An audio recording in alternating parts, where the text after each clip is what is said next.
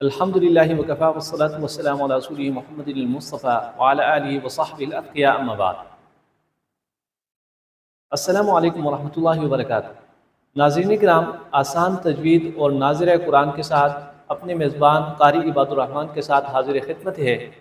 آج کے سبق میں انشاءاللہ تعالی ہم مفردات میں سے مشکل حروف کا تلفظ سیکھیں گے، ان کو پڑھنے کا طریقہ جانیں گے۔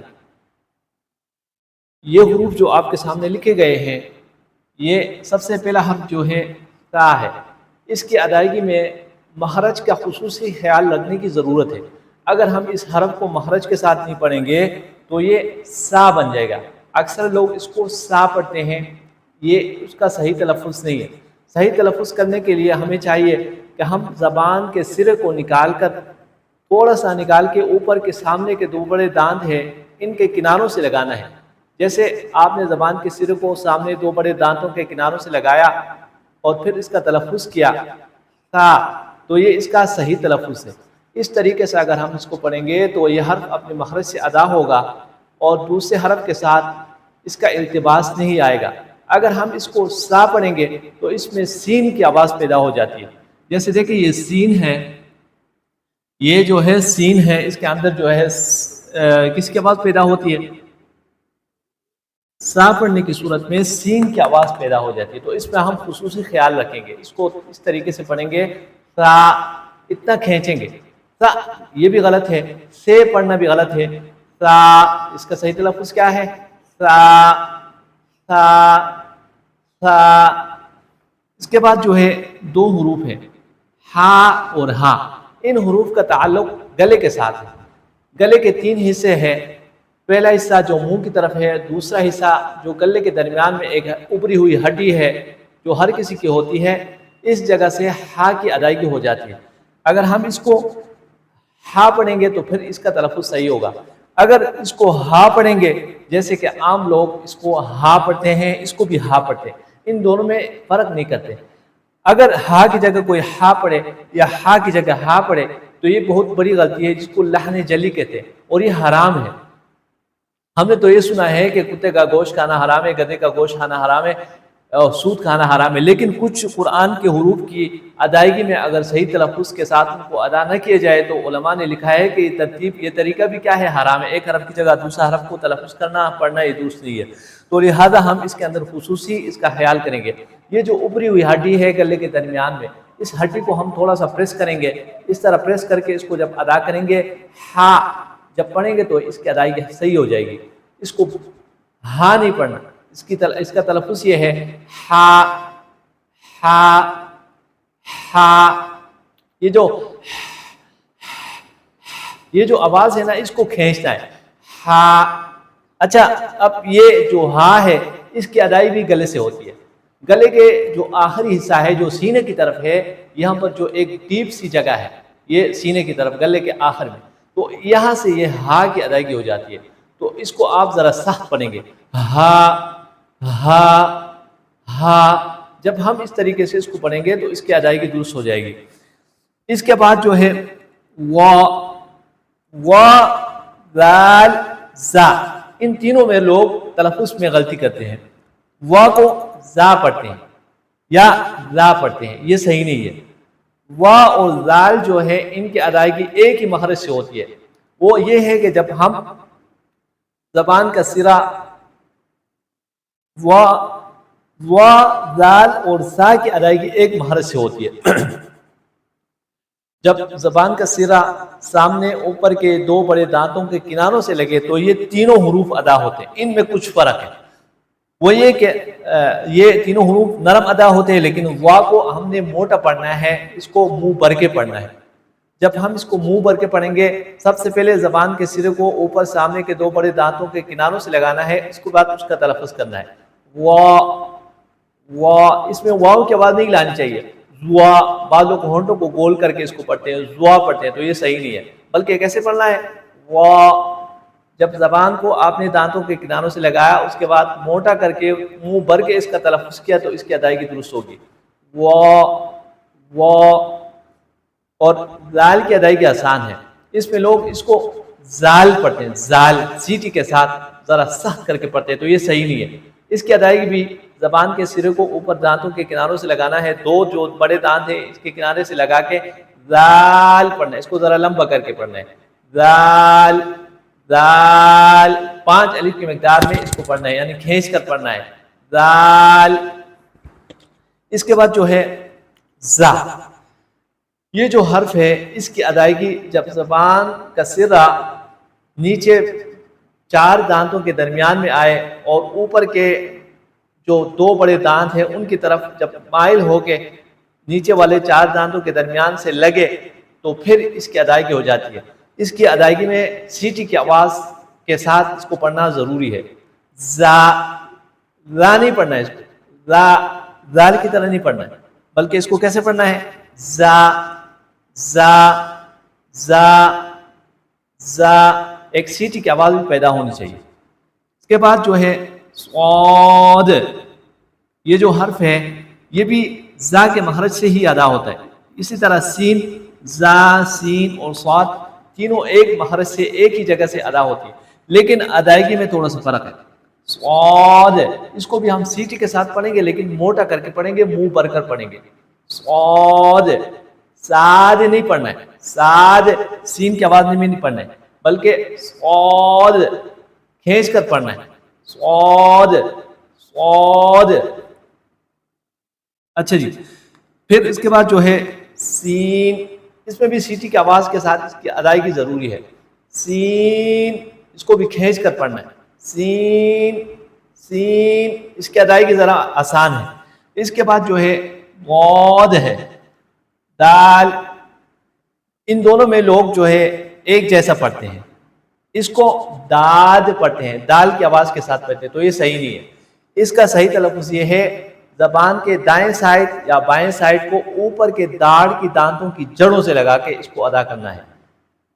اس سائڈ میں بھی ادا ہو سکتی ہے، اس سائڈ میں بھی ادا ہو سکتی ہے، لیکن آپ کے لیے جو آسان ہو تو آپ نے اس ترتیب سے پڑھنا ہے، زبان کے دائیں سائڈ کو اوپر کے داڑھ کی دانتوں کی جڑوں سے لگانا ہے، پھر پڑھنا ہے غاد غاد، اس کو بھی لمبا کر کے پڑھنا ہے، غاد، داد نہیں پڑھنا ہے، موٹا کر کے پڑھنا ہے، منہ بھر کے پڑھنا ہے۔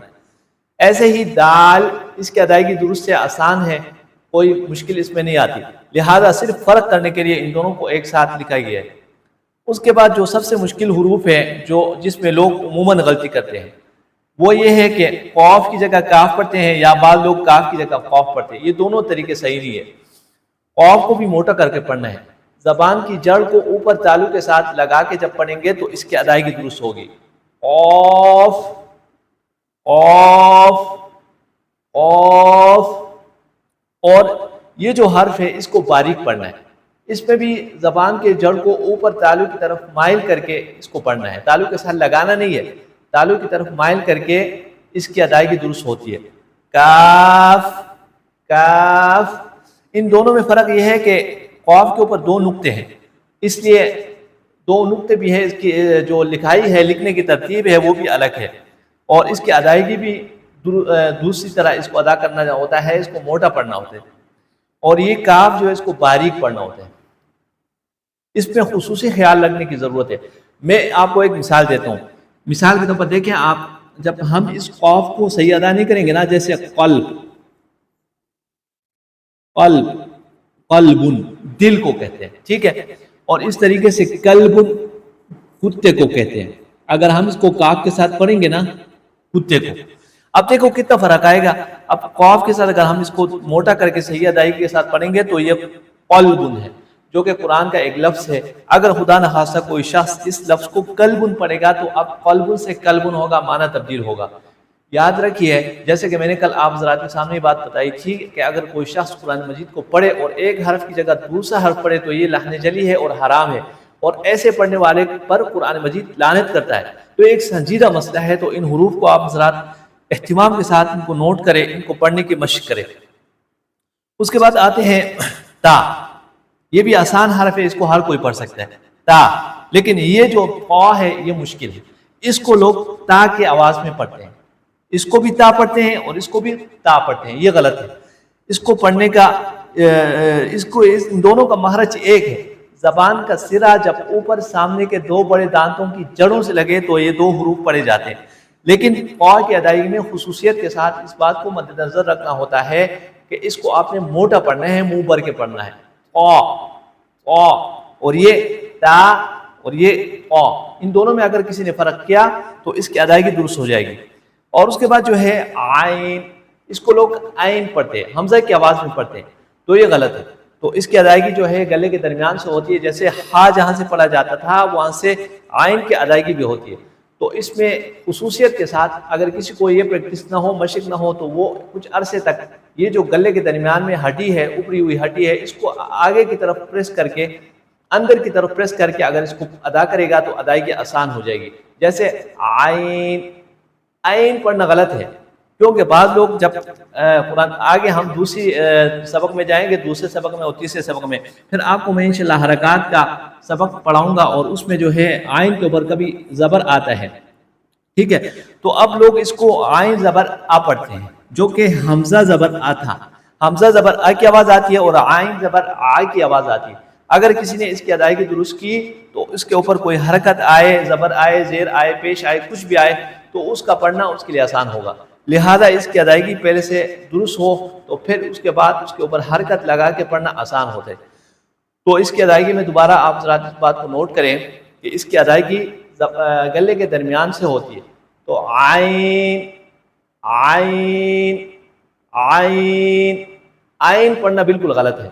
تو یہ چند حروف تھے جو کچھ مشکل ہیں، لیکن کوئی مشکل نہیں۔